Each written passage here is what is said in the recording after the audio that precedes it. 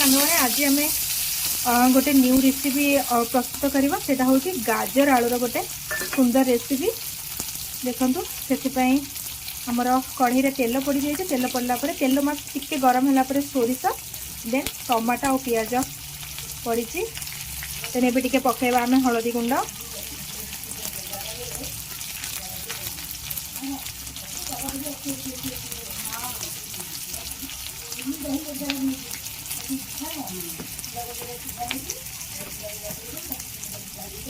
हलदी को पकड़ा पियाज टे लाल है पर्यटन पियाज टाक भलसे टे भाजवा देन टे लुण पकेब पियाज तो सांगे सांगे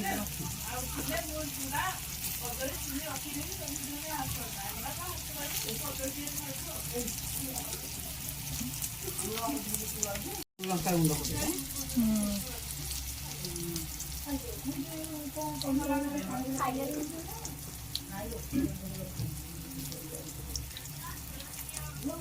लंका गुंड टे पड़ा लंका गुंड पड़ला जीरा गुंड जीरा धनिया मिसिक अच्छे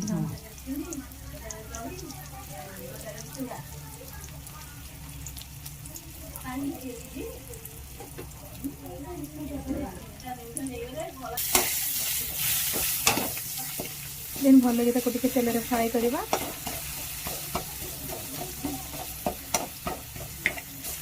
टमाटो किलो 100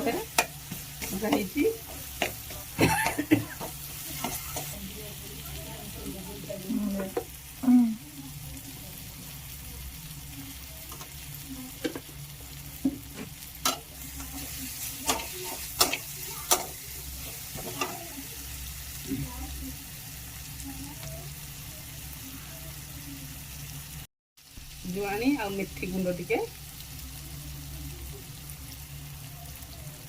सही हो जुआनी और मेथी गुंड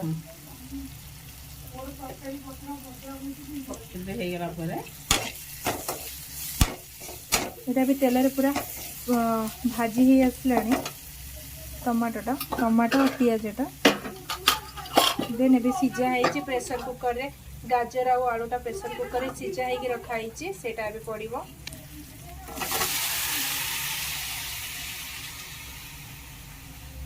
एत बड़ आलू दीटा कौन तादे पकईदेल आलू जो सीझे खादेवी अच्छा अच्छा अच्छा आलू दीटा अलग सीझे सीझे तो सीझे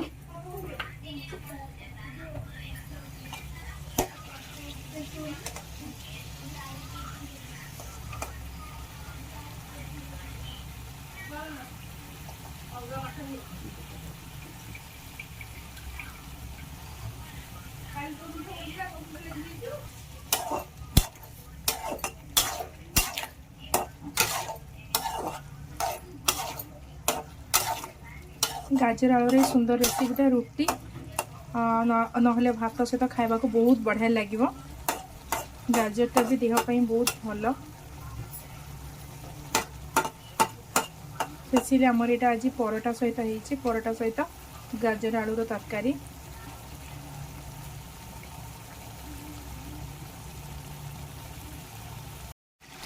एबे आमर यहाँ गाजर आलूर